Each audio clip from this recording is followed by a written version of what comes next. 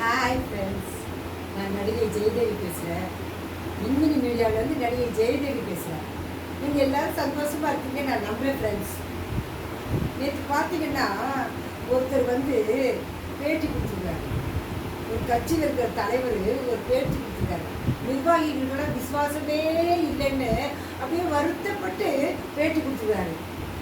நிர்வாகிகளுக்கு விசுவாசம் இல்லைன்னா எப்படி அம்மாவை 6 முறை முதலமைச்சரை கொண்டு வந்தாங்க? பழைய நிர்வாகிகள் உழைச்ச உழைப்பு தானே. பழைய நிர்வாகிகள் அப்படி நெத்தி வேர்வை ரத்தமாக சிந்தி உழைச்சி உழைச்சி உழைச்சி தான் அம்மா 6 முறை முதலமைச்சராக கொண்டு வந்தாங்க. நீ ஒரு ஆளாக இருந்து கொண்டு வந்தியா? இல்லை உங்கள் குடும்பத்தார் மட்டும் உழைச்சி அம்மாவை 6 வாட்டி சிஎம் ஆக்குனீங்களா? அது எப்படி நிர்வாகிகளை பார்த்து விசுவாசம் இல்லைன்னு நீங்கள் எப்படி சொல்லுவீங்க? முதல்ல உங்களுக்கு விசுவாசம் இருக்கா? உங்கள் முதல்ல திரும்பி பாருங்க. உங்களுக்கு முதல்ல விசுவாசம் இருக்கா? நீங்கள் முதல்ல அம்மாவுக்கு விசுவாசமாக இருந்திருக்கிறீங்களா? உங்களுக்கு பொறுப்பு போட்டு இன்னைக்கு ஒரு எதிர்கட்சி தலைவரை உட்கார வச்சுக்கிறாங்க.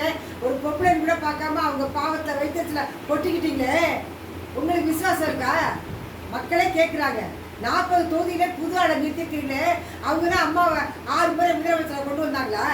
40 தொகுதியில் நிறுத்தினா புது வேட்பாளர்கள் தான் அம்மா உழைச்சி வீடு வீடாக போய் பூத்து ஸ்லிப்பெல்லாம் கொடுத்து எல்லார்ட்டையும் போய் ஓட்டு கேட்டு, நாங்களாம் பெண்கள் அடுப்பாங்கிற வரைக்கும் போய் நாங்கள் ஓட்டு கேட்டிருக்கோம்.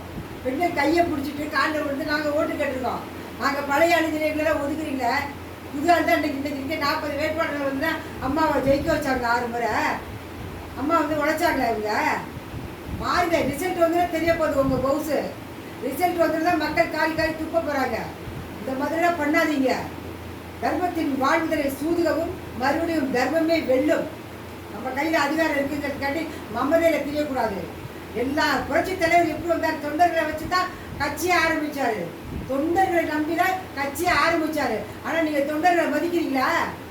பணம் பணம் பணம் பணம் பணச்சாமி பணம். ஏன் எவ்வளோ பணம் இவங்ககிட்ட இருக்கிற பணம் பத்தாதா? பணம் பணம் பணம் பணம் அப்படியே அலைகிறீங்க. தொண்டர்களை முதல்ல மதிங்க. நீங்கள் முதல்ல விசுவாசமாக இருங்க. அப்புறமா அடுத்தவங்களுக்கு புத்தி போய் சொல்லுங்க. மக்களே, என்னோட ஆதங்கத்தைலாம் நான் சொன்னேன். நான் சொன்னதில் ஏதாவது தவறு இருக்கா? நல்லா யோசிச்சு பாருங்க. நான் இருக்கிற நிதர்சனமான உண்மை தான் சொல்லிட்டேன்.